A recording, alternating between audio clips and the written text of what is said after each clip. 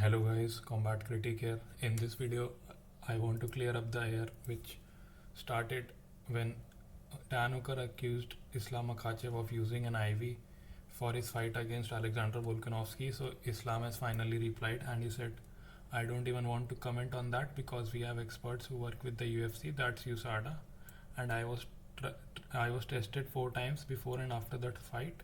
Someone posted a picture of bruises on my veins, but Australia has its own commission which took the blood the week of the fight, that is on Wednesday, and the pictures were taken on Thursday, which when we had a photo shoot.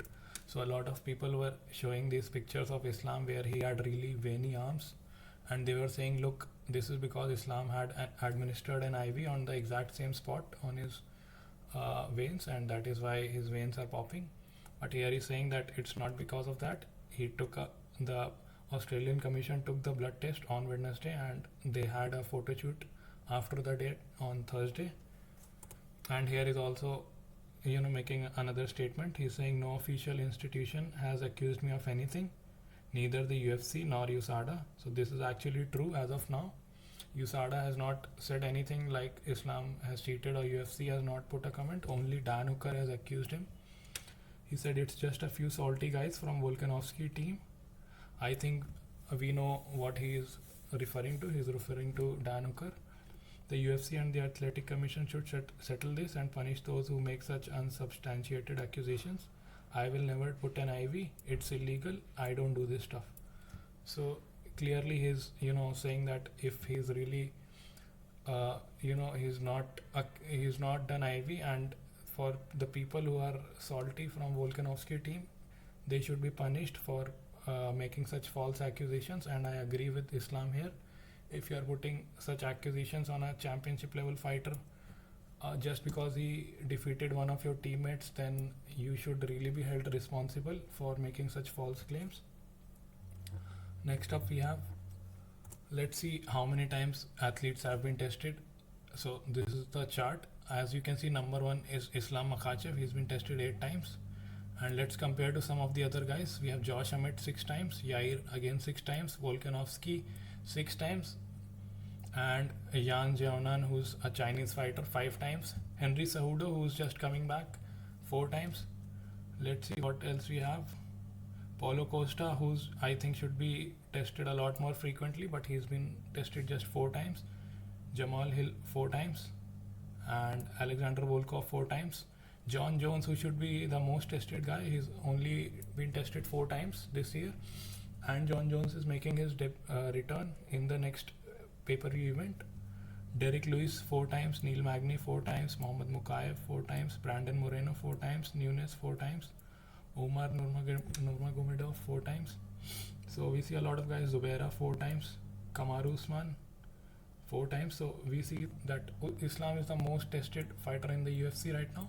And for Dan Hooker to make these claims saying he has used an IV, I think the UFC and USADA should get down to the bottom of this. And if Islam is actually guilty, then they should suspend him. However, if he is not guilty, then Dan Hooker should be held responsible, and I think some amount of punishment is expected, and some backlash is he either way, like when you accuse a Dagestani fighter, you get a lot of backlash on social media. I think that is justified if you are wrongly accusing the guy.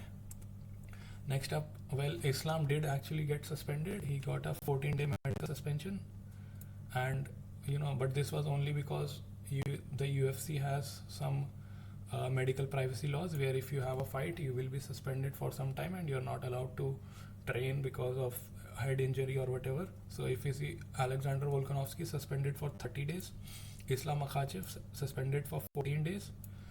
This is actually weird because after the fight, Islam had a lot more visible damage on his face compared to Alexander Volkanovski. So they probably give more suspension to the guy who lost than the guy who won, even though I think they should be based on damage, and Islam clearly had more visible damage.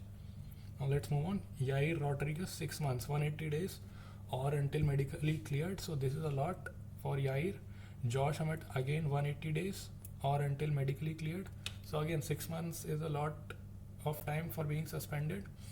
I think this fight was a pretty interesting fight, but I don't think it was up to the level where you have to suspend a fighter for 6 months. Next up, we have Randy Brown, who only had a 30-day medical suspension.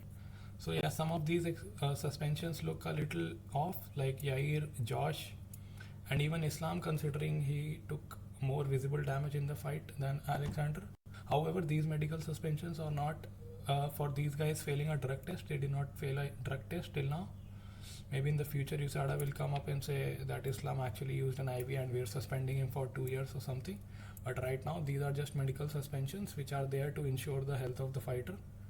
So right now, as of today, the allegations that Dan Hooker put on Islam Makhachev are, let's just say, they have not been found out to be completely true. Maybe in the future, USADA comes up with something, then those allegations will be true, and in that case, I'll stop, blaming Dan Hooker.